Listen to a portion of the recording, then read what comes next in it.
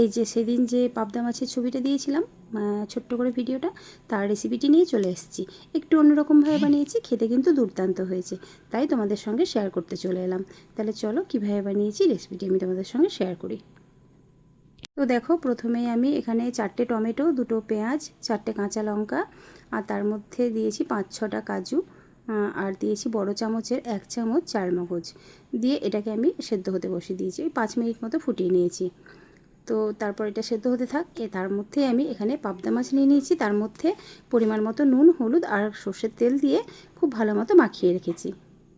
মাছ ভাজার সময় যেহেতু খুব ফাটে, তাই একটু সর্ষের তেল মাখিয়ে দিলে আর ফাটবে না।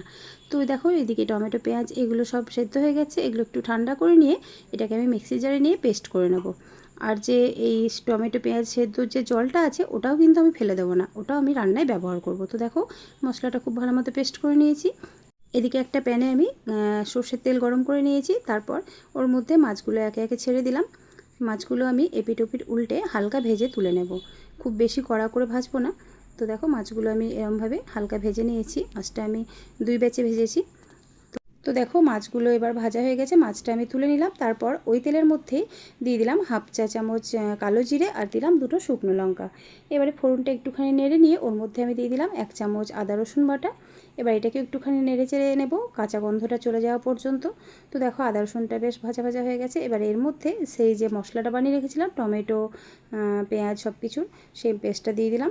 দিয়ে এটাকে একটুখানি নেড়ে চেড়ে কষিয়ে নেব। তারপর এর মধ্যে আমি অ্যাড করেছি 1/2 চামচ জিরে গুঁড়ো, 1/2 চামচ লঙ্কা গুঁড়ো আর 1/2 চামচ কাশ্মীরি লঙ্কা গুঁড়ো, আর দিয়ে দিলাম স্বাদ মতো নুন। এবার এটাকে একটুখানি নেড়ে চেড়ে আমি রান্না করে নেব।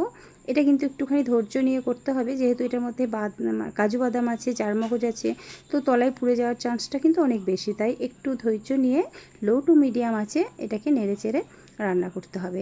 খুন্তিটা আমার অসুবিধা হচ্ছিলো, তাই আমি এটা চেঞ্জ করে নিয়েছি। তো দেখো, মশলাটা কিন্তু আমার খুব ভালো মতো কষানো হয়ে গেছে, মশলা দিয়ে তেল ছেড়ে এসছে। তো এবারে এর মধ্যে আমি মিক্সির বাটি ধুয়ে একটুখানি জল দিলাম, আর যে টমেটো পেঁয়াজ সেদ্ধ করা জলটা ছিল সেটা দিয়ে দিলাম।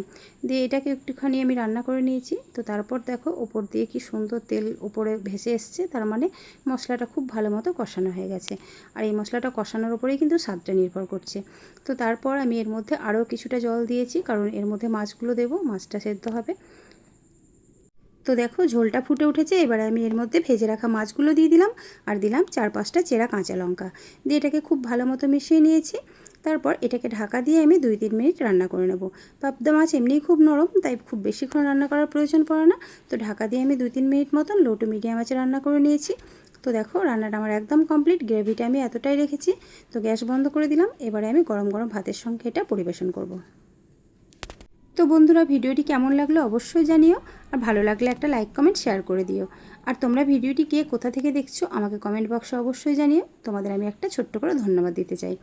তো আজ তাহলে আসি, দেখা হচ্ছে পরের ভিডিওতে নতুন কোনো রেসিপি নিয়ে। ততদিনে সবাই ভালো থেকো।